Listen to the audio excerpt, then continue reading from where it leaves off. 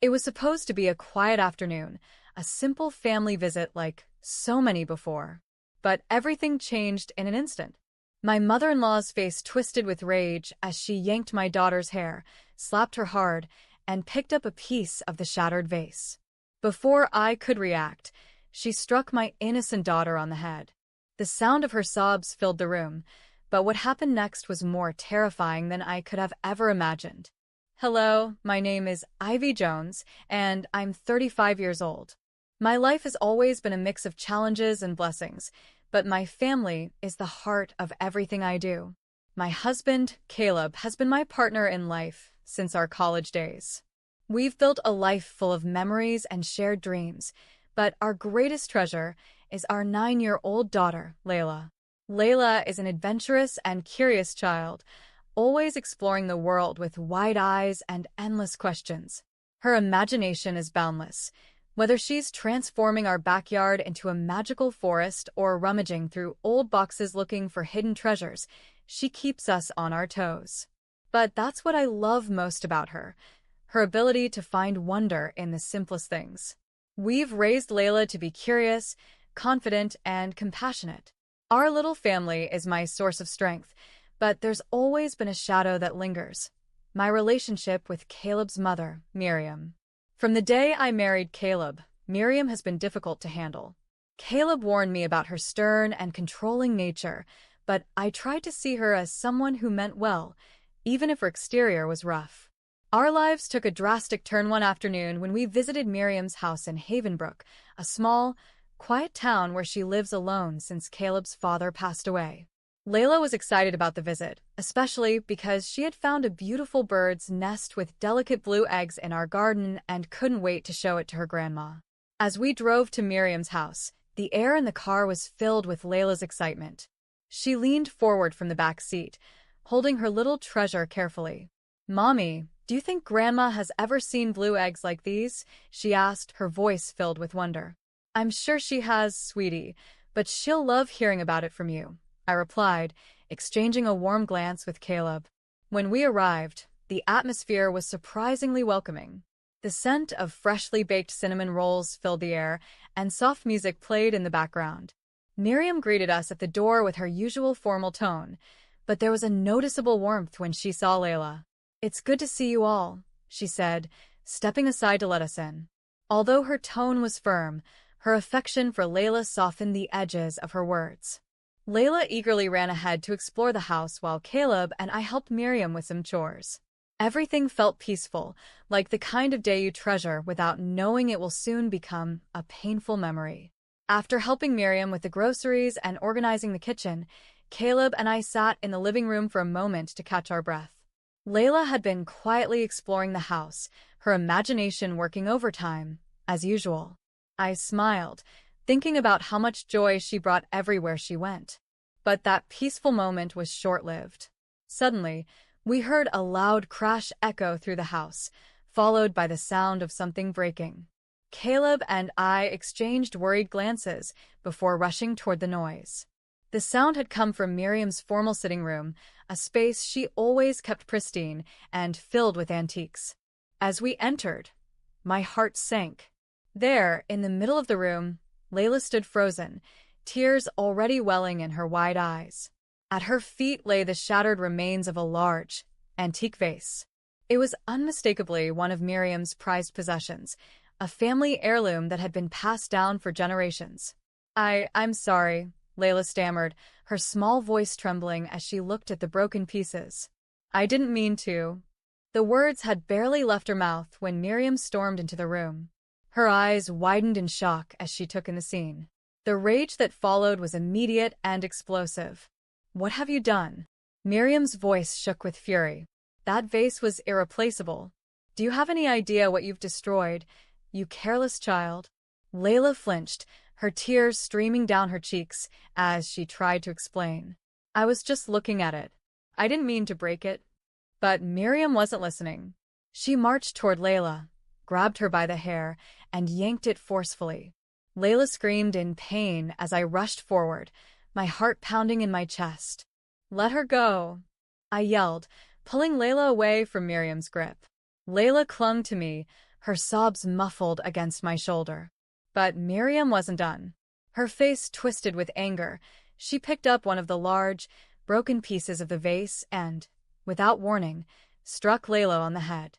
The impact wasn't hard enough to cause serious injury, but it sent Layla tumbling to the floor, crying uncontrollably. I dropped to my knees beside her, my protective instincts in overdrive. Enough. Caleb's voice roared from behind me.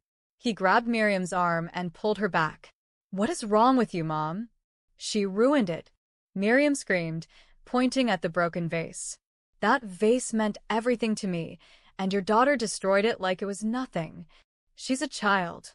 I shot back, my voice trembling with both fear and anger. "You had no right to touch her, let alone hit her." Layla continued sobbing, her small body trembling as I held her close. My mind raced as I tried to process what had just happened. This wasn't just a loss of control. It was something much darker, and I knew we couldn't stay in that house any longer. Caleb's face was a mixture of shock, anger, and disbelief. He stared at his mother, shaking his head as if he couldn't recognize her. I cradled Layla in my arms, her sobs breaking my heart with each breath. "We're leaving," I said firmly, standing up with Layla still clinging to me. Caleb nodded, his lips pressed into a thin line. He didn't say another word to his mother as we walked toward the front door. Miriam stood there, glaring at us, but she didn't try to stop us. Her anger was so consuming that she didn't seem to care that her son and granddaughter were leaving in tears. As we stepped outside, the cool air hit me like a wave of relief. But the tension in the car was suffocating as we drove home. Layla sat quietly in the back seat, her small body curled up as she wiped her tear-streaked face with her sleeve. I kept glancing at her through the rearview mirror, my heart aching at how pale and shaken she looked. "We need to take her to the hospital," I whispered to Caleb. He glanced at me, his grip on the steering wheel tightening. "She hit her head. I can't take any risks." "You're right," he replied, his voice barely above a whisper. "We'll go straight there." When we arrived at the hospital, Layla's whimpers broke my heart all over again. She clung to my hand as we entered the emergency room. The nurses were kind and gentle, quickly guiding us to an examination room. A doctor arrived soon after, carefully examining Layla's head and checking for any signs of serious injury.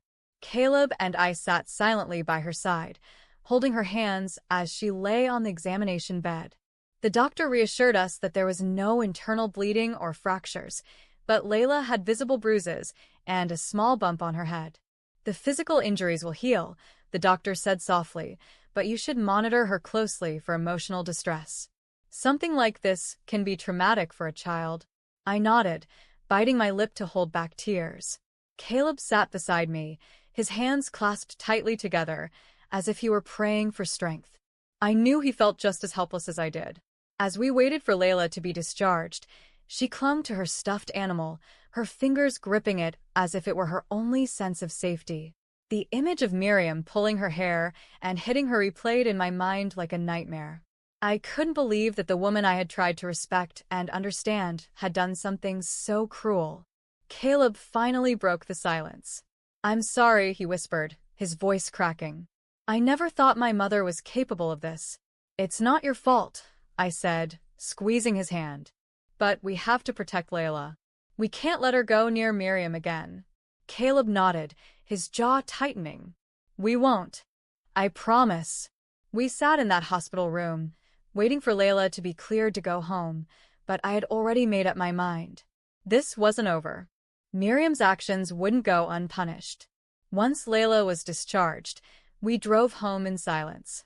Layla had fallen asleep in the back seat, her face peaceful, but I knew that the emotional scars she carried would be far from easy to heal. As I watched the streetlights flicker past, my mind was racing. I couldn't shake the image of Miriam yanking Layla's hair and striking her with that broken vase piece. It felt surreal, like a nightmare I couldn't wake up from. When we got home, I carried Layla to her room and tucked her into bed. She stirred slightly, but didn't wake. I gently brushed her hair back, pressing a kiss on her forehead. I promised myself that I would never let her feel unsafe again. Closing her bedroom door quietly, I headed to the living room, where Caleb was sitting on the couch with his head in his hands. I sat next to him, my hands resting on my lap as I gathered my thoughts. "We have to report this to the police," I finally said, breaking the silence. Caleb didn't look at me immediately. He was staring at the floor, his jaw clenched. "I know," he replied softly. I never imagined my own mother would put us in this position." "I know it's hard," I said, placing my hand on his arm. "But she hurt Layla. She could have caused serious damage, physically and emotionally. We can't ignore this." He lifted his head and met my gaze, his eyes filled with pain. "I'm with you, Ivy. Whatever you think is best, I'll support it." Taking a deep breath, I reached for my phone and dialed the police station. My hands trembled slightly as I spoke to the officer on duty, explaining the incident in detail. I could feel the weight of each word as I described how Miriam had yanked Layla's hair and struck her with a piece of the broken vase. The officer listened calmly, asking questions when necessary, and assured me that they would send someone over to take an official statement. After hanging up, I leaned back against the couch, closing my eyes for a moment. It all felt so surreal. Filing a police report against Miriam wasn't something I ever thought I'd have to do, but here we were. "I'm proud of you," Caleb said quietly, breaking me out of my thoughts. "I know this isn't easy." "It's not," I admitted, wiping away a stray tear. "But Layla's safety comes first." The next few hours were a blur. The police arrived at our home, and I gave a detailed statement of everything that had happened. Caleb added his account, backing up everything I said. The officers took photos of Layla's bruises, and although it was painful to see her injuries documented, I knew it was necessary. Before they left, one of the officers said, "We take cases of child endangerment very seriously. Given the nature of this incident, charges will be filed against Miriam, and she'll be taken in for questioning." I nodded, feeling both relief and fear. Relief that Miriam would face consequences, but fear of what this would mean for our family. The following days were a whirlwind of emotions and legal procedures. Early the next morning, we received a call from the police informing us that Miriam had been taken into custody for questioning. The officer explained that she was being charged with child endangerment, physical assault, and battery of a minor. Hearing those words filled me with mixed emotions, relief that she was facing consequences, but sadness that things had come to this. Caleb and I sat at the dining table after the call, sipping our coffee in silence. He stared into his cup, his brow furrowed with worry. "I can't believe it," he finally said. "She's my mom. But at the same time, I can't forgive what she did to Layla." "I know," I said softly, reaching across the table to hold his hand. "But this isn't just about forgiveness. It's about protecting Layla and making sure Miriam understands what she did was wrong." That afternoon, we met with a family lawyer to discuss the legal options. The lawyer, Ms. Fiona Hartley, was a calm and reassuring presence, guiding us through the process of filing for a restraining order to prevent Miriam from coming near Layla or our family again. "She won't be able to contact you or approach your home," Ms. Hartley explained. "And given the severity of the charges, she's facing significant jail time." Hearing that was like a weight lifting off my chest. For the first time in days, I felt like we were truly taking control of the situation. A few weeks later, Miriam's trial began. The courtroom was packed, and the tension in the air was suffocating. I sat in the front row with Caleb, holding his hand tightly. Layla wasn't present. Thankfully, the court had granted our request to avoid making her testify in person. Instead, the evidence presented included Layla's medical records, photos of her injuries, and the police reports. Miriam sat at the defendant's table, her face pale and expressionless.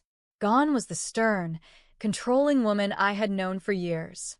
She looked small, defeated, and fragile, but I couldn't let myself feel sorry for her. Not after what she had done.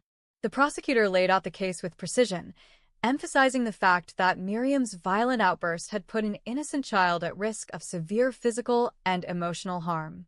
The broken vase, once a symbol of family history, had become the centerpiece of the prosecution's argument, a metaphor for Miriam's inability to prioritize her family over her pride. Our lawyer presented our side with clarity, showing how the trauma had affected Layla's daily life.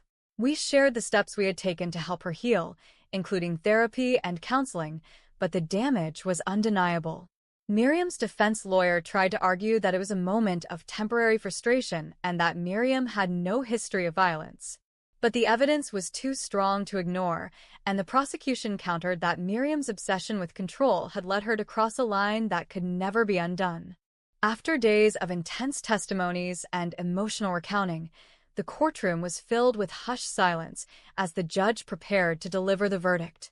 My heart pounded in my chest, my hands gripping Caleb's tightly. We had relived the trauma over and over during this trial, from Layla's cries of pain to the sight of Miriam standing over her with the broken vase piece. Now it was time to hear whether justice would be served. The judge's voice echoed through the room as he announced the jury's decision. We find the defendant, Miriam Hayes, guilty on all charges, including child endangerment, physical assault, and battery of a minor. A rush of relief overwhelmed me. I didn't even realize I was crying until Caleb gently wiped the tears from my cheeks. I glanced at Miriam, who sat motionless at the defendant's table, her head lowered. The woman who had once been a force of control in our lives now looked defeated, but my sympathy was gone. She had crossed a line, and her punishment was deserved. The judge continued, outlining her sentence. Miriam Hayes, you are hereby sentenced to 6 years in prison. Additionally, you are prohibited from contacting the victim or her family during your incarceration and after your release, under the conditions of a permanent restraining order. Hearing those words felt like a weight being lifted off my shoulders. Miriam's access to us had been permanently severed. She wouldn't be able to hurt Layla, or any of us, ever again. Caleb sat still for a moment, his eyes focused on the floor. I knew the emotional toll this was taking on him. No matter what his mother had done, she was still his family. But as I reached for his hand, he squeezed mine tightly, silently telling me that he understood this was the right outcome. When the session adjourned, we left the courtroom hand in hand. Outside, I took a deep breath of fresh air, feeling as if I could finally breathe freely after weeks of tension. It's over, I whispered, more to myself than to Caleb. Caleb looked down at me, his eyes filled with both relief and sadness. It's over, he agreed. Now we can focus on what really matters, Layla. In the days following the trial, the reality of Miriam's absence slowly sank in. While it was a relief to know she couldn't harm us anymore, the emotional damage lingered. Layla's laughter wasn't as bright as it used to be, and she had become more cautious, often clinging to me or Caleb whenever we left the house. We knew healing would take time, and we were prepared to do whatever it took. To help Layla recover, we continued her therapy sessions with a child psychologist. At first, she was reluctant to talk about the incident, but with the help of creative activities like drawing and role-playing with dolls, she began to express her emotions. One day, during a session, she drew a picture of herself holding my hand with the words, "I feel safe with Mommy." Seeing that brought tears to my eyes, but it also gave me hope. Caleb and I also sought counseling for ourselves. I had been carrying so much guilt for not stepping in sooner, guilt for trusting Miriam despite the red flags. Caleb struggled with his own guilt and conflicted feelings about his mother. Through therapy, we learned to let go of that guilt and focus on being the best support system for Layla. Our friends and neighbors played a huge role in our healing process.